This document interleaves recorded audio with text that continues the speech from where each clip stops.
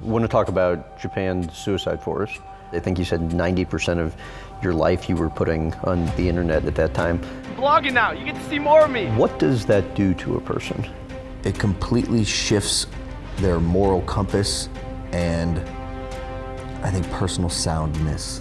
Yo, I'm vlogging, hey, I'm vlogging, I'm a vlogger. I was at a point in my life where I was willing to compromise every part of my character if it meant more attention on YouTube. Bro, I thought I was invincible.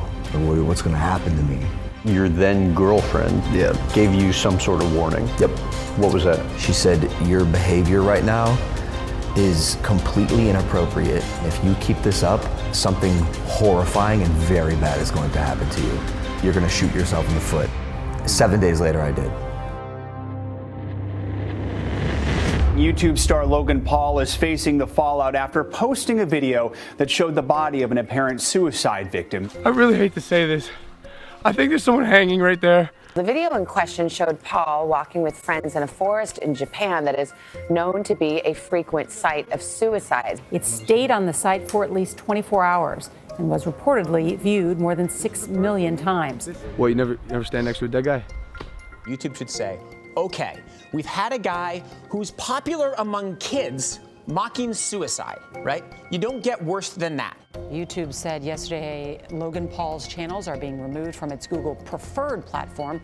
YouTube is also cutting Paul from a series and suspending his original projects. What was the original plan for when you went to the suicide forest? The original plan was to what happened when you actually got there? Yeah, I do have to preface this with it's hard for me to rationalize any of the decisions I made back then, but I remember the original plan being trying to play on the haunted aspect of the forest.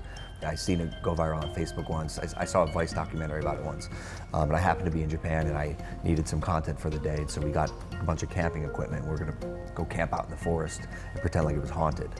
Just a couple of dumb Americans going camping in a suicide forest. We made the grave, irreversible decision to keep the camera recording and still act like a vlog idiot instead of being a human. This was all gonna be a joke. Why did it become so real? And you said deep down you knew what you were doing at the time was wrong? I knew it was wrong. I knew it was wrong. You don't go into a suicide forest with a video camera. And was there a moment where you realized that, oh, this is bigger than I thought? I think when the video started to transcend YouTube and make like global headlines, the reality of that whole situation started to set in. And you're thinking what at that time? I didn't want to be canceled. I just didn't want to get in trouble. Like I wanted to save face. I've made a severe and continuous lapse in my judgment, and I don't expect to be forgiven. I'm simply here to apologize. My first reaction was like, no, why is this happening to me? And I didn't get it. I had the emotional wherewithal of a child. You're a kid, you know. I mean, like you're a kid with a big audience. Yes, but man, like,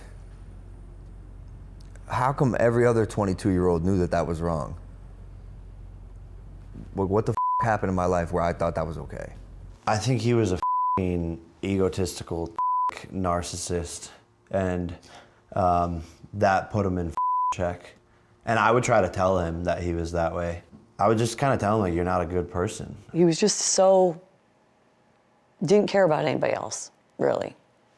And you could kind of tell. What the is going on? Why? This wasn't supposed to happen, man. I can't sit here and rationalize like any of my behavior around that time. It was I don't know how else to put it. It bothers you now, even talking about it. Yeah, it's disgusting. It's fucking disgusting, bro. What about it works you up? I just feel bad, dude. I feel bad. About? The victim, his family, the kids on YouTube who had to see some like that. Dude. That flight home that you took, and then the meeting that followed, what was going on?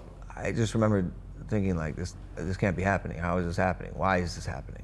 There was a perfect storm of circumstance and where I was at personally that led to, you know, one of the largest like public cancellations in history. There's no rule book as to what to do when your client or your friend or the creator on the channel films something of that magnitude or does something that dramatically wrong. I mean, look what happened with YouTube. YouTube had to go through their own come to Jesus as a result of that. This was a massive thing. The punishment was way worse than the crime, in my opinion, still to this day. Just got so, I think, unfairly judged, and how he went from being loved by everybody to Logan Paul, the guy that shot the suicide video. I mean, to this day, people still put that. And just using his name and dragging that through the mud, I think because it got into the mainstream media, which Logan and Jake weren't really in yet at that point, that just made it go crazy. I got lumped into it just by association of having the same last name.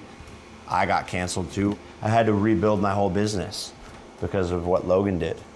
And by the way, Logan, you still haven't ever apologized. Would that mean something to you if he did? For sure. Why? Because he ruined my life just by having the same last name. Do you know what it's like to be the most hated person on the planet? Because I do. And that sucks. Did you ever consider hurting yourself? No. No. I've never been suicidal. I've never been chronically depressed. I've had bouts of some pretty dark times, but never to the point of suicide. How did you get out of that period? Man, like attack, you know, attack life. I had to rediscover and change who I was because I didn't know how I got there. Like, where do you go when you're at rock bottom? What do you do? There's no manual for that. So I just started trying shit. I just started trying that I thought would make me a better person. I got a girlfriend. I became vegan. I took a break from the internet. I took up boxing. I knew there was a fork in the road somewhere in my life, and I went down the wrong path, and I was deep down the wrong path. So I had to reverse engineer my decisions and find out who I was and why. You call having gone through all of that like the biggest blessing of your life? It took me 5 years to be able to say that. Why do you think 5 years? Character change, at least for me, doesn't occur overnight. There's pre-Tokyo Logan and there's post-Tokyo Logan, and they're very different people. I mean, you know, before he was very me versus everyone else, he was very driven by simply, I know what's right, and that is what's gonna go, and I don't need your help. And post-Tokyo, you started to see a very dramatic shift in his activity and how he operated. I was able to take the necessary steps to become a decent human being. I learned so much from that incident, and I learned so much from the course correction that I took upon myself personally. And the journey of change has been a beautiful one for me. And I can sit here today pretty comfortable with myself and say that I love myself. And I haven't always been able to say that.